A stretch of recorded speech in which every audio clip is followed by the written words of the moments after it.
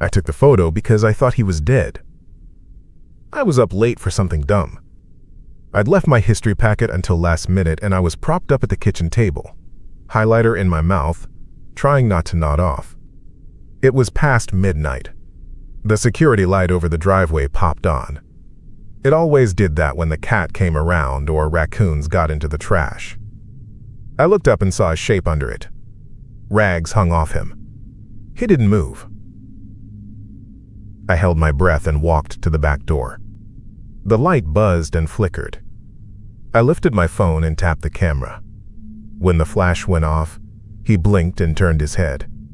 For a second, I thought his eyes were just big and empty. The photo froze him. A man in layered clothes, wet at the edges, standing still like he'd been waiting a long time. My phone light hit something shiny in his hand, and I didn't understand what I was looking at until my brain caught up. He was pinching my school ID between two fingers.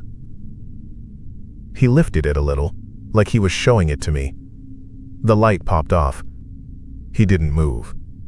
I felt the hair go up on my arms. I locked the deadbolt without thinking. I stood there staring through the glass. He didn't come closer. I heard a rag scrape on concrete, slow, like he dragged something soft over the driveway. Then he turned his head and I heard it again, the rag scrape on concrete. And I noticed a dull sound too, like metal and dirt, a muddy coin rattle in his pockets when he shifted his weight. I backed away. I told myself it was some guy passing through. I told myself to call someone. I didn't. I went room to room and shut the curtains. I checked the front door. I tried to laugh at myself, but it came out thin. I told myself I'd deal with it in the morning. He was on my route to school the next day. I cut through the lot behind the laundromat because it shaved 5 minutes off my walk. The air smelled like wet laundry and steam, the kind that sticks to your face. He was standing by the dumpster, halfway in shadow, rags hanging, a white strip wrapped around one hand. He didn't look at me at first. I would have missed him if the motion light over the back door didn't click on and off, fighting with itself. It flared once, and I saw his mouth, cracked lips, his eyes on me, not the light. I kept walking. I didn't run. I felt the coins in his pockets as a sound before I saw him move, that muddy rattle under the layers. He followed me in the reflection of the laundromat window. Then he stopped. He let me go. At school, I kept feeling for my ID, like I could somehow have it even though I'd seen it in his hand. I checked my backpack twice. I checked my pockets. I told myself I'd lost it a week ago and didn't notice. I told myself the guy had picked it up off the ground. My friend Nate asked why I looked like I hadn't slept. I said, some creep was outside my house. He laughed in a way that was not mean, just like, what else is new? I tried to laugh too. I said, no, like, standing right there. He shrugged. Call someone. You got locks, man. We didn't have a garage you could see into from the street. Not really. It was just a carport with a side door that stuck in winter. After a rain 2 nights later, I opened it and saw footprints inside. Mud tracked across the concrete. I stood and looked for a second because the prints were wrong. They were pointed inward, heel marks near the edge, toes toward the house. Like someone had stood there facing the door for a while. I could see the tread. Big feet, uneven left foot, like he'd dragged it. I put my hand on the side door and felt the bend in the old deadbolt. It was loose. I closed it and twisted it, and it turned too easy. I told Mom when she got home. She squinted at the lock. We need to oil this, she said. It's always been like that. It wasn't, I said. And there were prints. She looked down and saw the dried mud someone had walked through already, probably me. She pushed the door. You're making me crazy with this, she said, but not unkind. Bring in the shoes at night. Don't leave the trash out. At 3 a.m., the doorknob to the kitchen turned. A single click. I was awake because I'd set my phone to buzz me every hour. I don't know why I thought that would help. My brain was fried. I lay there and listened. I heard the motion light click on. It hummed. It clicked off. It clicked on again, short, like it was catching him as he moved. I heard the rag scrape on concrete right on the other side of the door, and the muddy coin rattle in his pockets. It was so close I could picture his hip brushing the wood. I texted Nate, "Ooh, up." Then I typed, "He's here." Then I erased it, because what was he supposed to do from 3 streets away? I slid off the bed and put a chair under my doorknob. It felt stupid. I stood in the dark and whispered, "Hey," once to see if he would answer. He didn't. After a while, the light stopped clicking. The house was quiet. I watched my door until the sun made the edges gray. I told the assistant principal, because that was the adult I saw before first period. I told him about the guy with my ID and the footprints and the doorknob. He looked tired and a little annoyed, like maybe I was telling him a story to get attention. He said, "The district is not responsible for things off campus." He said, "If you feel unsafe, call the police." "Do you have a guardian at home?" I said, "Yeah." I didn't say mom worked nights sometimes. He handed me a temporary ID on a lanyard. "Don't lose this one," he said, and smiled like it was a joke. On the way home, I didn't cut through the laundromat. I took the long way along the main road. I kept my head down. It didn't help. Halfway back, I felt like someone was walking at my pace behind me. When I glanced across the street, I saw him on the opposite sidewalk, matching me, not looking at the cars, just me. The wind blew and I smelled wet clothes again, like when you leave a load in the machine too long. A bus went by and shook the air, and in the after noise I still heard the muddy coin rattle. I ducked into a gas station and bought gum I didn't want. I waited until he passed. He stopped at the edge of the lot, stood there with his head down like he was reading, then kept going. I watched him from behind the energy drink display. My hands shook. The cashier asked if I needed help. I said, "No, sorry." I left after he was gone. He started leaving things on the porch. Little things. A white button. A knotted string. A rusted screw. A bottle cap. I found them lined up, neat, in a row right at the edge of the welcome mat. 4 one morning. Then 5 the next night, with a smooth brown stone at the end like a period. At first I thought the wind did it, and then I tried to think of anything else. I took a photo and zoomed in on his earlier photo and looked at the wrap on his hand and tried to put it together. I didn't want to. I pocketed the trinkets and threw them in my desk drawer. I stopped opening that drawer. I found chalk on the mailbox. Little marks on the backside, where you only see it if you reach around to flick the flag. 1 vertical line. The next day, 2 vertical lines and a short one crossing them, like a crude letter. I wiped it off. The rain brought it back.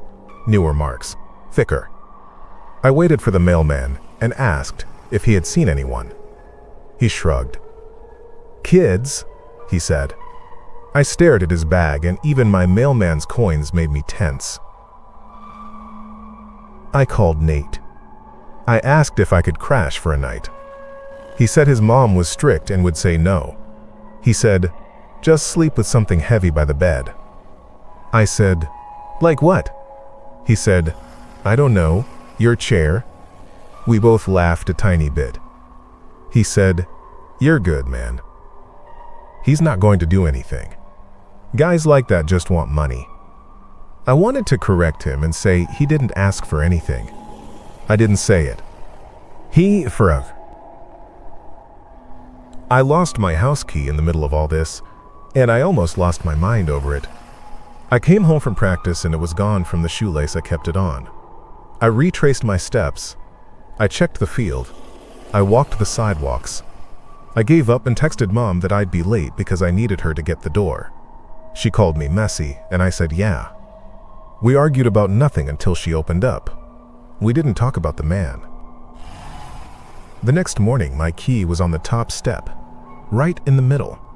It was damp, like it had been in a pocket with wet cloth and then set there. I picked it up with my sleeve. It left a clean circle on the dry concrete. I smelled the same sour, wet laundry smell. I put the key in my pocket and didn't tell Mom. I didn't know what to say that wouldn't make it real. That night, I put 2 chairs under the front and back door handles. I set phone alarms for 1, 2, 3, and 4 a.m. I sat in the hallway with my feet on the carpet because I didn't like how my shoes made noise. I kept the lights off. Around 2, I heard the motion light click and fail. Click and fail, like someone was pacing just out of its range, in and out. I heard the rag scrape on concrete, closer and closer, then away, then back, like he was learning the sensor's blind spot. I held my breath. The phone buzzed me at 3. I shut it off fast. I wanted to be a different person who would open the door and end it, or shout or call right then. I didn't. The night after, I opened the blinds a crack and waited. When he stepped into the yard, the light didn't come on at first, and for a second I saw him as a shape darker than the night. Then the light flared hard, like it was angry, and there he was, all of him. Bandaged hands, cracked lips, almost white. Hair stuck to his face.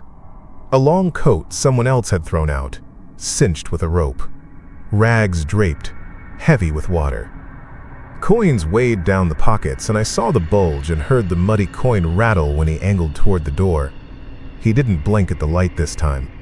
His eyes stayed on me in the glass like he had known where to look the whole time. He touched the window with 2 fingers. The glass fogged where his skin met it. He slid down the glass, and I heard that rag scrape on the concrete at the base of the wall. He bent, picked up a white button from somewhere, and set it on the sill right between us, on the outside.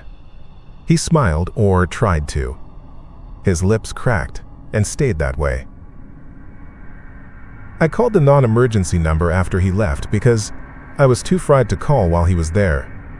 I told the woman on the phone what I could. She said, "We'll have a car go by." I watched 2 hours and no car went by. I don't know if they came when I fell asleep or if I imagined even making the call.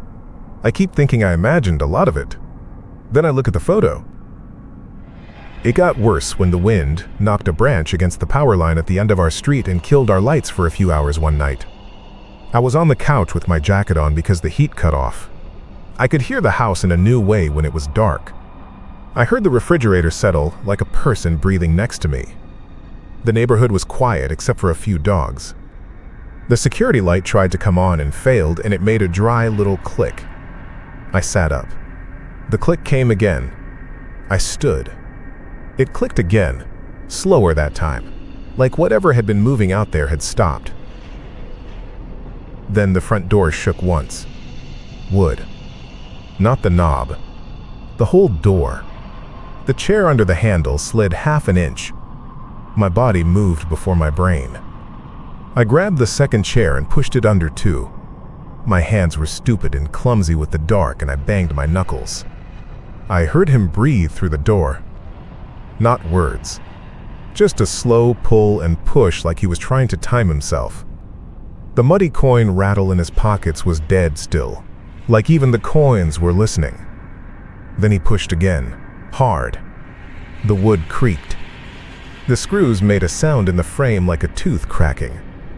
"Stop," I said. It came out like a whisper. He stopped. He walked away. I heard the rag scrape on concrete start on the porch, then move along the side of the house toward the kitchen. I ran to the kitchen and put both hands on that knob. The motion light over the back failed and tried. Failed and tried. The door flexed once under my palms. The screws into the soft wood popped one at a time like knuckles cracking. He leaned his weight, and I smelled the wet laundry smell, sour and old. "Please," I said, and it sounded stupid even to me. He pushed and the top hinge squealed and kicked loose. The door came in an inch, then 2. I slid on the tile because my socks were cheap and had holes. I bolted for the stairs. He made it through the door then, for real, wood flaking, a shoulder or a hip hitting in the dark. I heard the muddy coin rattle, and then I heard the coins themselves. They spilled out of something, a pocket or a sock. They hit the floor with a heavy, wet clink I had never heard before and began to roll. One rolled under the fridge. One hit my heel. I got a hand on the banister. Cold. My foot slipped on a coin and I went down to a knee. Then he was right there, and he grabbed my ankle with a hand wrapped in a damp rag. It was shock cold and left a wet print on my skin that felt like a brand. The rag stank like old washers and rotten pennies. I kicked and connected with something soft and he let go. I clawed up the stairs. Coins rolled after me and clicked over the edge and hit the steps lower down like a slow, mean clock. I yelled for Mom and heard nothing, just the coins and my breath. I ran back down because upstairs was a dead end and I knew it. He hit the bottom step as I was halfway. His head came up and our faces were that close for a second and his eyes were not angry or anything I could name. He held something in his left hand, wrapped in the rag. It was my ID. He pressed it flat against his chest like an apology. Then the power went all the way out. The last of the light in the house seemed to leave and we both knew we were in it now. I bolted for the front door. It swung open easy because the chairs had shifted when he shoved earlier. I took 3 strides and was on the porch and then the steps and then the yard. I didn't look back. The motion light outside cracked on for one white flare and died. I hit the driveway in the dark and my foot slid on loose coins. My heel stung. I ran into the road. Headlights bore down so fast the world went white-blue. I saw the grill and the emblem and the little vibrating plate under the bumper and the driver's mouth open. I thought that was it. Then a hand grabbed the back of my jacket and yanked me so hard my teeth clacked. I flew sideways. My hip hit the curb. The car blew past with a horn that didn't even register in my ears until after. He had me by the collar and the back of my neck, the damp rag pressing into my skin. I smelled wet cloth and metal. He hauled me onto the grass like I weighed nothing. He kept his eyes on the road the whole time, not me. Sirens started up somewhere. A neighbor, I think. I don't know. He let go. He put something into my chest with a flat push, and when I looked down, it was my ID in its plastic sleeve, warm like it had been against his skin. He stood over me for a second, and then he was moving. The rag scrape on concrete loud against the walk, the muddy coin rattle in his pockets, picking up again like he had started the machine back up. He disappeared down the side of the house.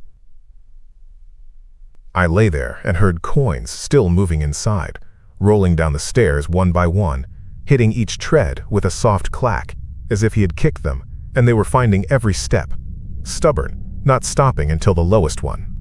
I felt the cold, damp print on my ankle where his rag had grabbed me. It stayed a long time, like it wanted to.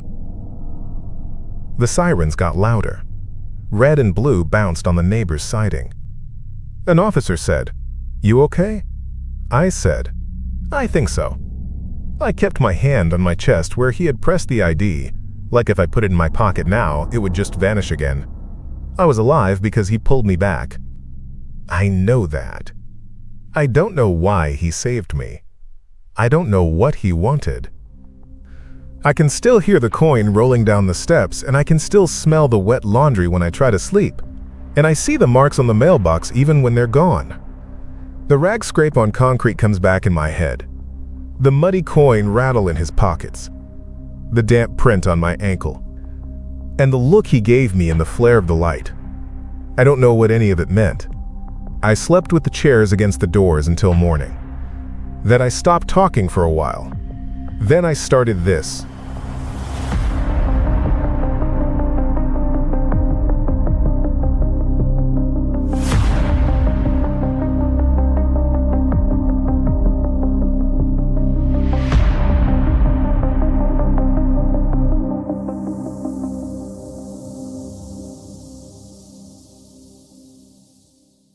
I hope you enjoyed that one. Sometimes these stories stay with you longer than you expect. If you'd like to hear more, subscribe for the next night's story.